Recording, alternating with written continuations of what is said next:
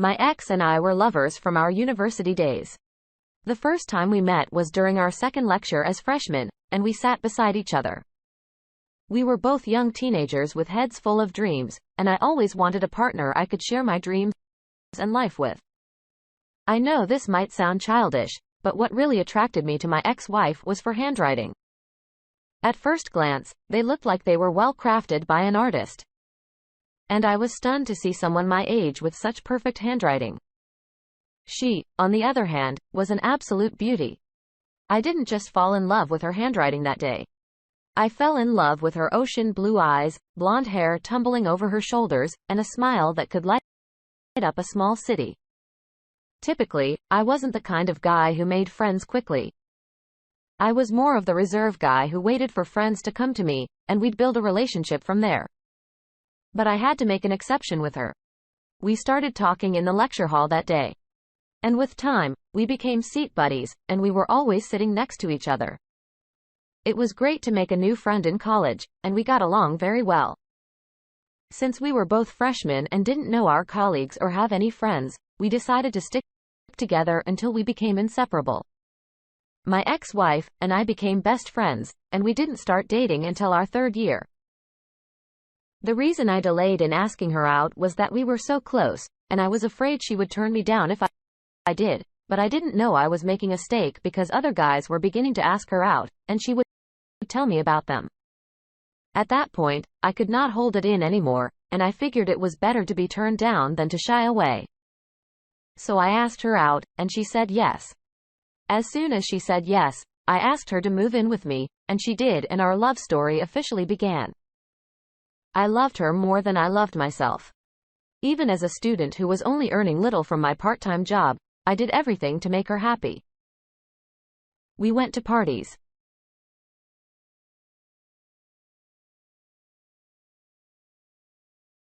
Together. Every time we stepped out together, people could easily tell we were together because of how I looked after her. And some would even ask how long we had been dating because they loved what they saw. Aside from being fun and pleasure partners, we were reading partners and helped each other until we graduated from the university. Our parents knew we were together and respected our decision to live with each other. After we graduated from the university, I was lucky to get a good-paying job, but my ex-wife wasn't. We both applied to the same places, but for some reason, she kept getting rejection emails, which took its toll on her. I even helped her write and edit her resume. But she wouldn't get hired if she got to the interview level. We thought it was normal for that to happen, and it would only be for a couple of months, so we went ahead and got married. The wedding was beautiful. But it was small, and we had support from friends and family. After we got married, we moved out of the studio apartment we both lived in and rented a bigger two-room apartment. I was the one who single-handedly paid rent and took care of all the bills and even groceries. I understood that she wasn't working then and didn't want to do one of those hourly manual jobs, so she wouldn't get comfortable with it, and I understood that. And since we were not financially stable, we agreed to only have kids once we both had jobs that could sustain us and a child. Even with my new job, we still spent quality time with each other since the job allowed me to work 2 weeks on site and 2 weeks remotely. Despite my responsibility at home, I didn't stop making her feel special. On my way back from work, I'd still stop to get her flowers, shop for her, buy her a piece of new jewelry or bag, or even get her chocolates. I did all of that because I didn't want her to feel the impact of not having a job yet. And I also wanted her to know that I was happy doing all of the things I did, even though it meant I'd have nothing left to save at the end of the month. 1 year passed, my ex-wife still did not get the kind of job she wanted, but she kept applying to different organizations. It was in the 11th month that she began to do the small menial jobs that didn't pay well, and she reluctantly agreed to do that after I had talked to her over and over. Even with her 1 month of working, I didn't let her contribute a penny to house bills. I preferred that she kept the money for herself, so she could get whatever she wanted and be happy. We were always happy and doing things together at home. We cooked, had our bath, and even went for evening walks and roadside ice cream hunting together. Our bond grew stronger, but one day, I discovered something that broke my heart. That day, I was at home working, and she was doing the day shift at a fancy restaurant she worked for when she called me and asked me to help her find her physical resume so she could use it to apply for a job opening as soon as she returned home. I confirmed the job opening to be accurate, and knowing how much our lives would change if she got a job at that organization, I left what I was doing and went to help her find her resume. She had instructed me that I would find it in the first document holder in a box. She kept her documents in, but after going through all the pages in that document folder, I couldn't find her resume. And because of that, I had to take out all of the document holders and go through them one after the other. Immediately, I carried the third document holder to search for her resume. Small-sized notes and cards fell out of it, and I was curious to find out what they were. I felt my chest tighten and my lower tummy churn by merely reading them. The small-sized notes and cards were exchanged between my ex-wife and one of our professors who she was really fond of back in the university. It turned out they had been having an affair for years, and no one knew about it, and I didn't even suspect anything between them. I was very disappointed, and I really wanted to be that I was having a bad dream. I found it difficult to believe that my ex-wife was also doing the professor while we were together, and it made sense because I kept wondering why we were always treating infections when she was my only partner.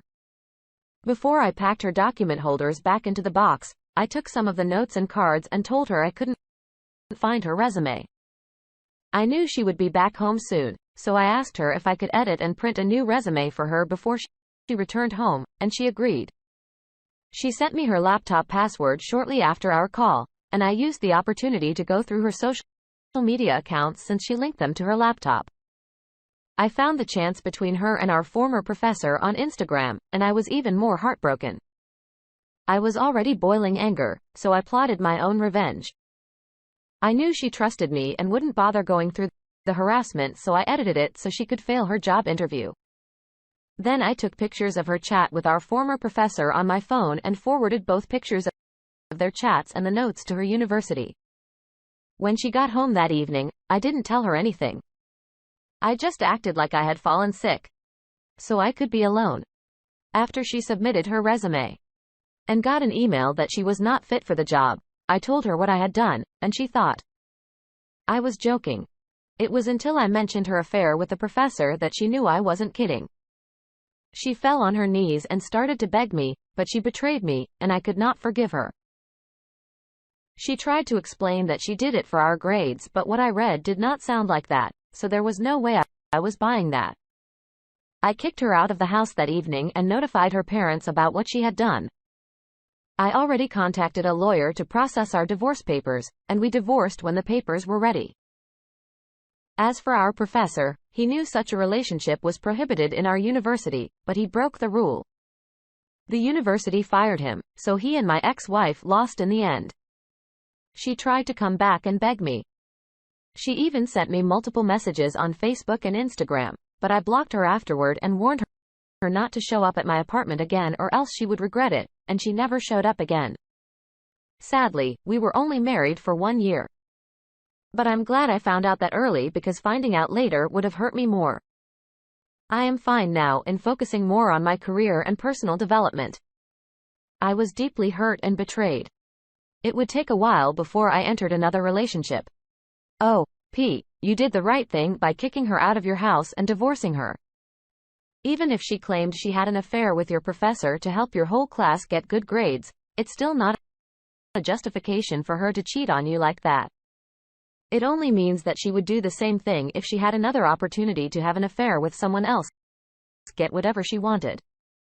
What she did is called cheating, and it's not acceptable. To even think they were still communicating with each other after you both got married. I'm glad you didn't let her manipulate you with her lies and tears. It's a sign that you're not a weak man, and I am very proud of you. Thank you for sharing your story with us. Now let's move on to the second story of the day. My wife and I were married for 4 years. Our relationship years in marriage were just perfect. Each time I remember how my wife broke my trust. It still hurts me because I remember how much we went through and overcame to get to the level we were. Yet she forgot about everything and destroyed her happy home and lives. The first time I met my wife, the stars aligned in the right order for me that day, and something pushed me to go grocery shopping in the middle of the week, only day off from work, unlike my usual weekend shopping. While I was in the store taking the things I needed, I noticed an average height, light-skinned girl walk down the row I was shopping on, and she smiled at me. I returned the smile out of shyness. But I focused more on what I needed and left her in that row. A few minutes later, I was done shopping, but before I took the things to the cashier to pay for them, I noticed she was already tripping out, and I didn't think much about her. About 2 minutes' drive from the store, I saw her standing on the road with the hood of her car open, and I didn't need a psychic to tell me that she was having car issues. Out of kindness, I pulled over and asked if I could help. Thankfully, she was having a minor battery issue, and it was definitely something I could help with. When we were done fixing her car, we talked a bit, and she willingly gave me her number without me asking, and we said goodbyes. 1 week passed, and I had forgotten about her and her number. It wasn't until the day I was looking for an old friend's contact that I saw her name saved. I remembered her instantly and felt terrible for not calling her after days. Without wasting time, I called her and introduced myself, then we fixed a date. She was a bit uptight at first, but after much persuasion and my begging her to let me make things right, she agreed to her date. Our first date wasn't at a fancy restaurant or an eatery like the regular dates. She insisted that if we were meeting, it would have to be at a popular park we both knew, and I agreed. Later that evening, we met and talked about ourselves, and we ended up having more evening picnics and park dates after that. When we met, we were both freshly out of college and lived at our parents' house. I was fortunate to get retained at an organization I interned at, and the pay was not really good, but it was okay to keep things going until I got a good job.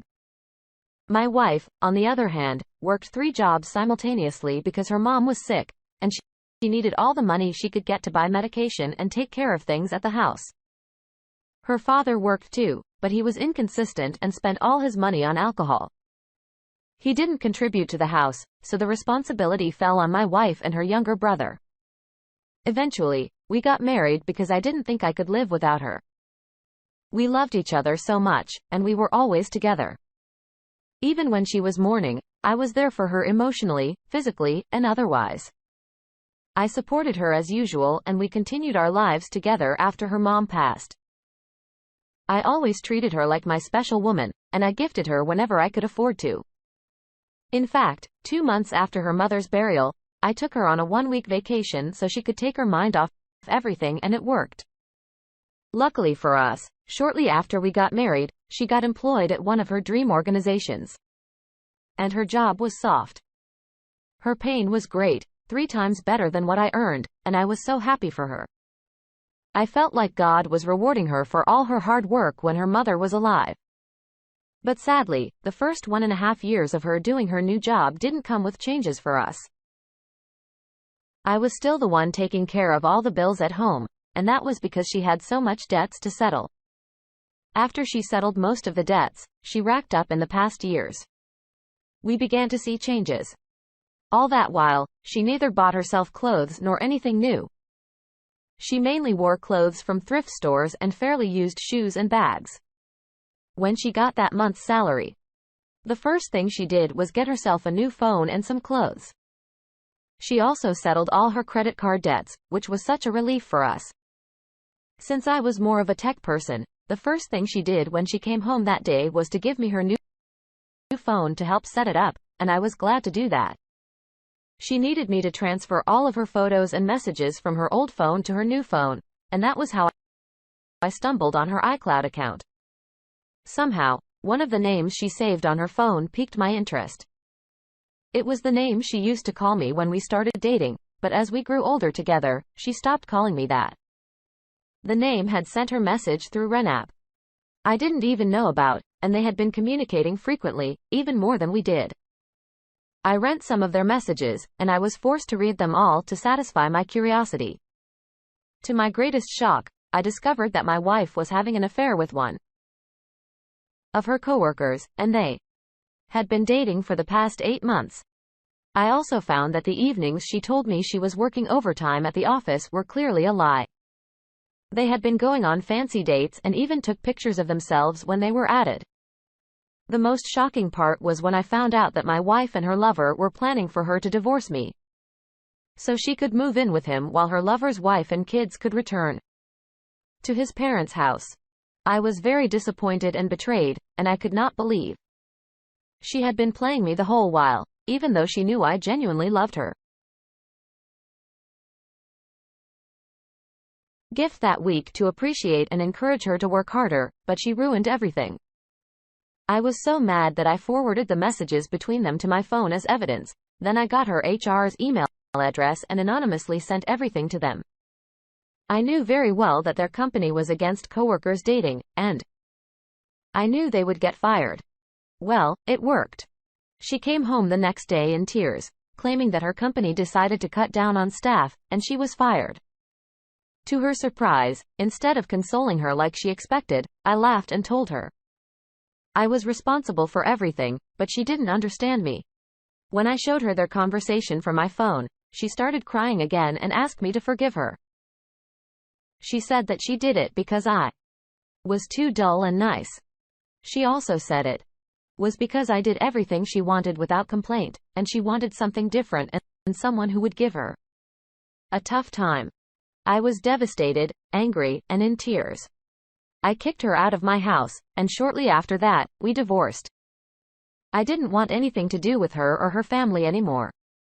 And if she didn't leave when I asked her to, maybe I would have hit her, and it would put me in a more terrible state.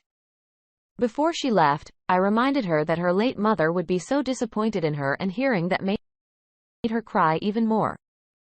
I also blocked her on all the social media platforms we shared, and I warned her brother to not come close to my house, or he'd be arrested. Finally, after staying at that house for 4 months, I moved to a different location because I could not handle people constantly asking me of her. I also heard she went to confront her lover, thinking the wife would divorce him so she could move in with him. But he embarrassed her and his wife even hit her. Most times, I think she played me from the beginning, but I hate to admit that I was used to it. I wasted a greater part of my life and finances for nothing, and I hope she is miserable wherever she is. I am slowly moving on, but I know it will take a while and I'm in no rush. When people cheat, there are usually signs, but you were blinded by love. You did what you had to do because she didn't deserve you. She had a good man, but she didn't appreciate you or all of your efforts and went ahead and cheated on you. She even lied about why she was fired from work. And I can't help but think about the other times she lied to you. I hope she is miserable and hope you will be able to heal from this.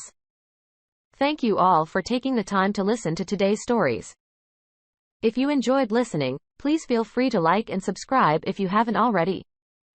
Also, comment below with your thoughts on what happened. If there is a story you would like to share with me about your own situation or someone